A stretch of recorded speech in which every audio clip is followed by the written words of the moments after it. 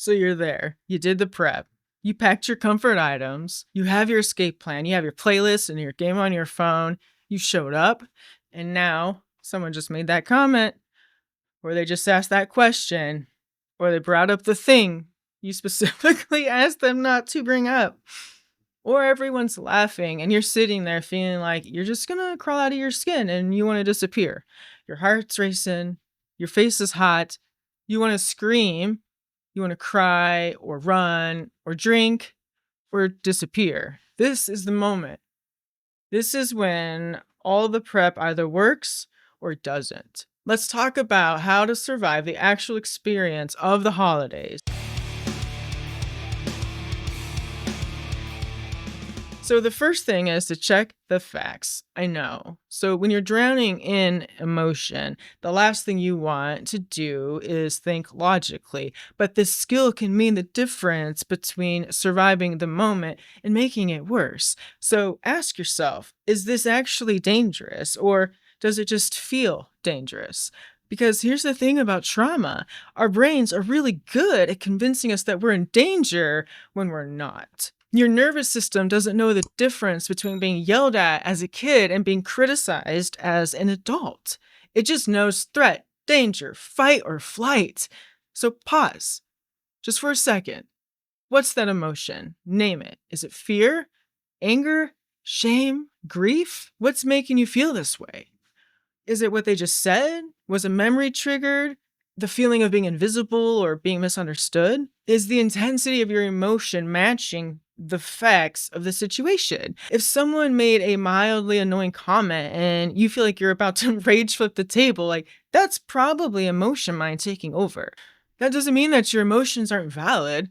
It means that your response might be coming from past pain, not just present pain. And if you can recognize that, okay, I'm feeling a 10, but the situation is actually a 5, you have choices. You're not at the mercy of the feeling. And now I need to decide how to respond instead of just react. So opposite action is number 2. This is one of the hardest DBT skills because it's literally asking you to do the opposite of what your emotions in your brain are screaming at you to do. So when your emotions tell you to rage flip the table, you can stop and say, okay, I don't need to rage flip the table, but I probably need to at least walk away, right? So you're not flipping the table, but you're still responding to that emotion. Opposite action breaks the cycle and connection between emotion and action. We're rewiring our brains. It's not about denying the emotion. It's about not letting the emotion drive the bus. So when someone says the thing at the table, opposite action, well, and you want to, unleash your rage onto him, opposite action says, walk away, breathe, come back when you can respond from your wise mind. And when you're sitting there feeling invisible and you want to leave immediately, opposite action says, stay 10 more minutes, say one thing to one person, and then reassess. It won't make you feel better necessarily, but it might keep you from doing something that will make you feel worse. And then we need to ride the wave. Here's what I need you to remember. Emotions are temporary. I know they don't feel that way. When you're in it, it feels like it's going to last forever. Like you're always going to feel this bad, but you won't. Emotions are like waves. They build, they crest, they crash, they recede. All in about 90 seconds. If you can just not make it worse while the waves are crashing and you can come out the other side, the urge to use your old coping mechanisms is gonna hit. The urge to drink, the urge to binge eat or restrict or purge or overexercise, the urge to lash out and say something cruel, the urge to leave forever and never come back. Those urges will come and they will pass. You can feel like absolute shit and not make it worse. Both things can be true. You don't have to act on the urge. You can notice it. Oh, there's the urge to drink.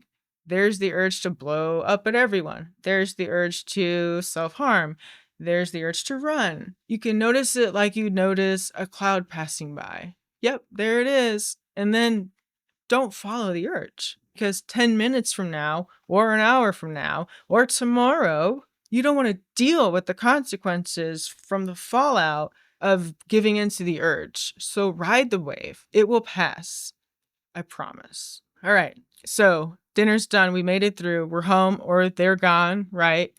You're safe. Now what? First, we can process what happened, if anything happened. Maybe it was great. Maybe it was the best Thanksgiving ever. And if that's the case, that is amazing. And if it's not the case, here we are, right? So our brains love to do this thing where we keep going over everything and we beat ourselves up for every mistake that we make, right?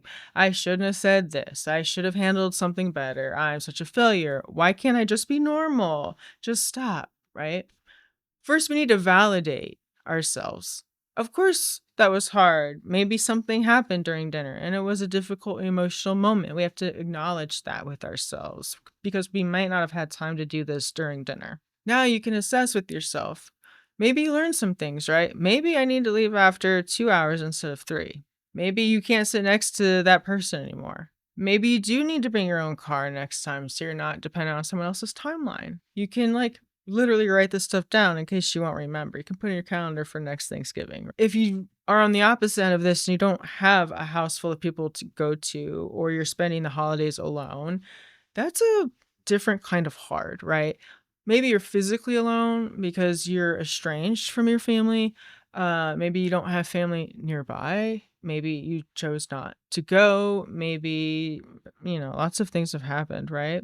Or maybe you're surrounded by a lot of people, but you just feel invisible. Well, we need to talk about creating our own meaning, our own rituals. We have to take our holidays back, right? We don't have to celebrate the way everyone else does. You don't have to pretend to be grateful for Norman Rockwell fantasy that doesn't exist for you. What feels meaningful for you? Maybe it's ordering your favorite food and watching movies all day. Maybe it's volunteering somewhere so you're not alone. Maybe it's FaceTiming with friends who also don't do traditional holiday stuff. Maybe it's making art or writing or playing music. Maybe it's treating it like any other fucking day and refusing to participate in the pressure. And maybe that feels like freedom. There's no right way to do this. This is your life. These are your holidays. You're allowed to grieve. You're allowed to feel sad about what the holidays aren't for you. The grief of what should be versus what is, that's real. I get that. That deserves space and attending to. And you don't have to be positive. You don't have to pretend. You don't have to find the silver lining. You're allowed to just feel it. And then do one small thing to take care of yourself anyway. Now, before we close, I'm just going to give you permission slips because sometimes we need someone to tell us that it's okay. You can leave early. You don't owe anyone your suffering. If you're done, you're done. You can feel multiple things at once. You can love your family and resent them. You can want connection and also need space. You can have a good enough holiday instead of a bad one. You can protect yourself even if others don't understand. You don't need their approval. You're allowed to say no. You don't have to fix anyone. That's not your job. Remember, you've survived every hard thing that's ever happened to you, every one that you've been through. This will be no different. And you might even find some joy in it. So be kind to yourself. If you want more tips, you can check out my newsletter on Substack in the description below. Don't forget to like and subscribe so that the algorithm can help others find us. Thanks so much for watching. Till next time, take good care of yourself.